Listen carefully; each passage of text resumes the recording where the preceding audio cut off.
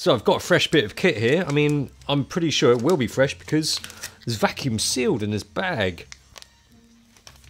How bizarre.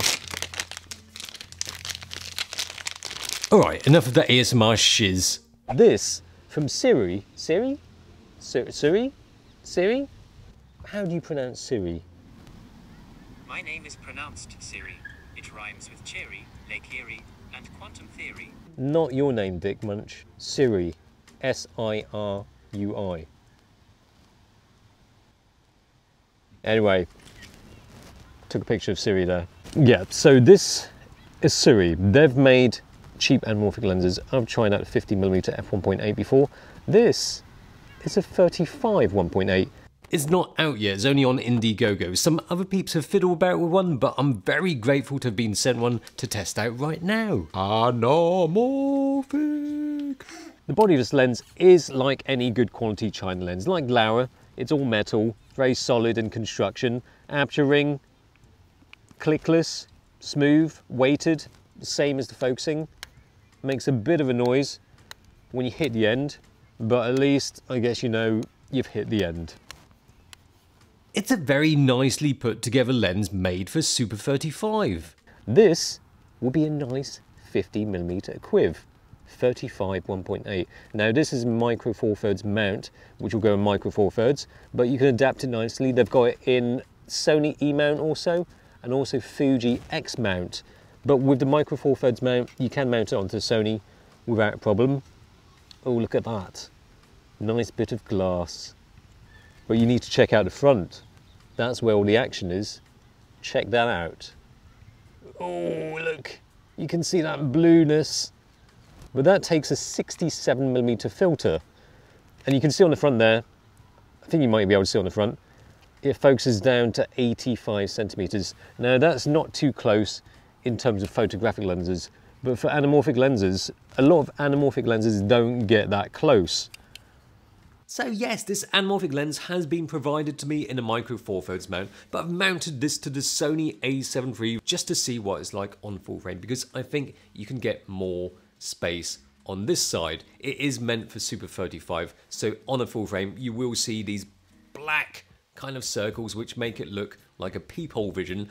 And I knew that would be the case because I've tried a 50mm on the Z6 before, but I just want to see how this compares to Super 35. Well, this is the A7 III in Super 35 mode, and that is quite a bit of a tighter crop. And back to full frame. I mean, I'm not one to use crop sensor lens on the full frame. I'm not after that whole lomography peephole kind of effect, but this is going to be used as a letterbox. It's going to be like, kind of like this. I'm voguing now. Vogue. Vogue. Have that beautifully cinematic letterbox effect, and then you compare that to the Super 35. We're still getting more than the Super 35, right? It's like I'm being arrested now.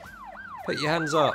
Of course, the whole point of the 35mm is to get a wider field of view than a 50 anyway, but I'm just showing you how much more you can get for your money if you use full frame. Sorry to bang on about it, but if you don't mind cropping it yourself, might as well eke out as much goodness as possible, right? Well, originally Anamorphic came about to use a bigger portion of the 35mm film frame to get better picture quality, and that squeeze gave us the two characteristics that we love so much about Anamorphic. Oval bokeh balls and anamorphic flare. Essentially, that's what video enthusiasts lust after when they think anamorphic. More people are getting into videos these days, thus more people are getting into anamorphic lenses. Why? Because professional people use them and it looks cool, doesn't it? But the trouble with anamorphic lenses is that they're not usually for your average casual shooter to fiddle about with, because usually they're bum achingly expensive. But this is different because it's priced at, on their Indiegogo, it's under 800 bucks. Cheaper at the moment, actually. Whoa, and a lot of people have chucked their money at it already. So if you're watching this, you probably own one already. Thanks for watching. Bye-bye. To be honest, if it's like the 50mm, you won't be disappointed. With that Sirui 50mm, you definitely see some of that streaky, flary goodness. It's not wow, slap you in the face, crazy wild kind of flaring, but it's enough for anybody watching in the know to give you a nod of appreciation. Not that you can actually see anybody nodding. Now I like the 50mm because it's got the 50mm look, but on a Super 35 crop, it doesn't look like a 50mm, which is why the 35 is going to be great, because it looks like it could be a 50mm, even though it doesn't actually look like a 50mm. And I don't think I'm actually making any sense now. Nope. Good time to get back on track. Now with the bokeh, the 50mm didn't exactly shout, "Anamorphic bokeh!" It just said it a bit louder than normal. So I'm not exactly expecting the 35 to be any different.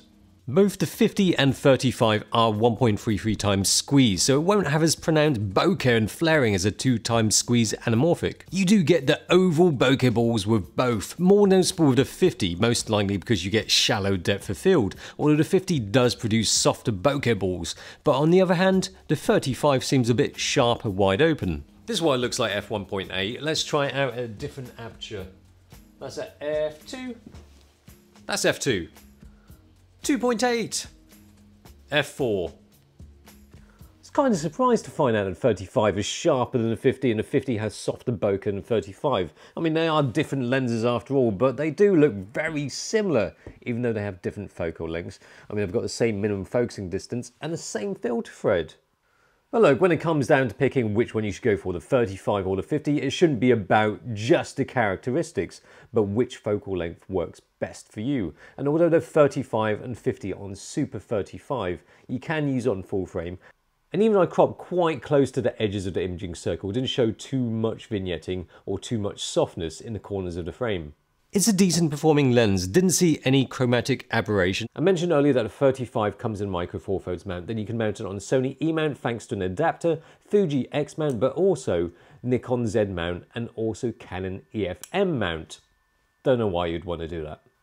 Now on the Indiegogo, it doesn't mention that the 50 can be mounted onto Nikon Z mount. I don't know why, because I've adapted it onto Nikon Z using their E-mount version. The 50 might have softer, more noticeably anamorphic looking bokeh balls, but the 35 flaring is exquisite.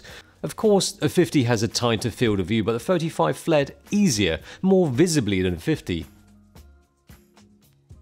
So that's the 35 1.8 anamorphic from Sirui. It's the lens that I've been kind of hoping for because I like the 50mm.